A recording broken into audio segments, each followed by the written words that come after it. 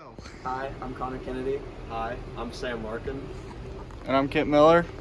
I'm going to be showing you the engine coolant temperature sensor on this 2004 Buick LeSabre. Come on in. I already unplugged it because the exhaust is really hot, but it is right there, right where my middle finger is. I'm going to be showing you where the IAT is, aka the intake air temperature sensor. It's going to be right here. Here on All Data, we have the ECT description of how it operates. And then we've also got on the second tab, we've got the air intake temperature sensor and how it operates, how it's supposed to work. Here we have the engine coolant temperature sensor function. We have for A, we have the low reference, and for pin B, we have the ECT sensor signal. And then for the air intake sensor, for pin A, we have the low reference, and for pin B is the sensor signal. Here we are in the Buick LeSabre, and we've got the scanner hooked up to the DLC connector.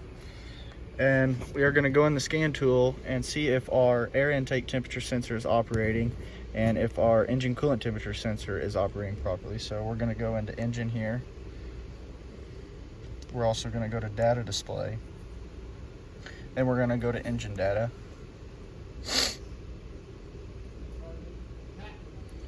And see, it shows us a lot of readouts here. And we don't want to see all of them, so we're going to go up here to the checklist button. And then it's going to allow us to choose the specific ones we want to choose. So I'm going to select this over here to deselect all of them. And I'm going to select coolant temperature and air intake temperature right here. Then I'm going to hit the back button, and it's only going to show me those two readouts when I start the vehicle. So there it is. For this test here, we were testing the ECT sensor resistance, and at cold startup we had 850 kilo ohms, and we were just back probed in it with the sensor unplugged. Alright, so right now what we're doing, we have our multimeter hooked up to the temperature, and it is at 187.8, and it is at 258 ohms. And usually when the temperature increases, the resistance decreases as you turn around. Here we have our ECT readouts. At 70 degrees we had 900 ohms of resistance, and then at 180 degrees we had 260 ohms of resistance. So this shows that as temperature increases, resistance decreases, which is a negative coefficient sensor. Alright, so in here we have our intake air temperature sensor. And when we tested it with the ambient air temperature in here, like 73 degrees, it was reading about 3 ohms. But really quickly, we took a quick field trip to Antarctica, grabbed this really cold ice, guys, and we put that sensor in there to make it really cold. So now, because it's a negative temperature coefficient thermistor, temperature goes down, resistance goes up. Therefore, you can even see it, it's still climbing. Here we are doing the throttle position sensor on this 2004 Buick LeSabre. And here we have printed out the connector for the throttle position sensor. And here is our throttle body, and it's right here is our throttle position sensor. It's got our 3 wires going in it, blue, black, and gray and black. Alright, we're doing a voltage at test to see if we have a 5-volt reference to the TPS sensor. And we've got our gray and black as our 5-volt reference, and black is our low reference. So we've got them plugged into the connector there, and we have our 5-volt reference. Okay, for the next test here, we are going to do an ohm test for the resistor within the TP sensor. And to do that one, we connected the TP signal connector pin, the dark blue wire, and the gray and blue 5-volt reference wire. We unplugged the sensor and plugged in there with our meter. And right now, sitting at idle or closed is at 1.1 kilo ohm. We're gonna have Connor press the throttle and we'll watch it slowly go up. All right, Connor, we're ready.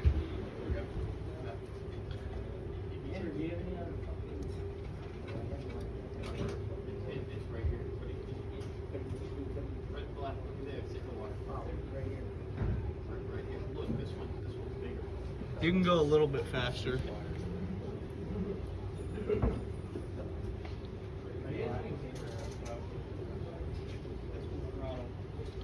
So there is full throttle, wide open throttle at 4.43 kilo ohms.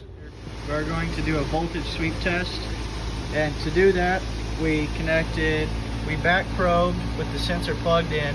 We back probed the TP sensor signals, so the dark blue wire and the black low reference wire, and as you can see we have them back probed right there and then connected to our meter. And now we are going to have Connor slowly press the gas pedal and we'll watch this voltage go up with the sensor. Ready? Ready.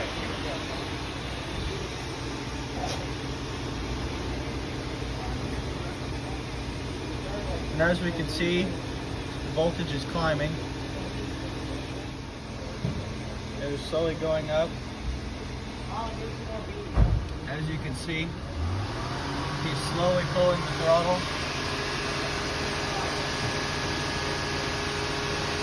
And that is wide open throttle. Here we are testing the TP sensor voltage, and we have our bottom line set to 0 and our top line set to 5 volts. And you should see a consistent smooth line from half a volt all the way up to 4.11. And if that line ever has a huge voltage drop in it, that would indicate a fault within the TP sensor. And as you can see, this is a working TP sensor, and as we let off the throttle it slowly declines back down to half a volt.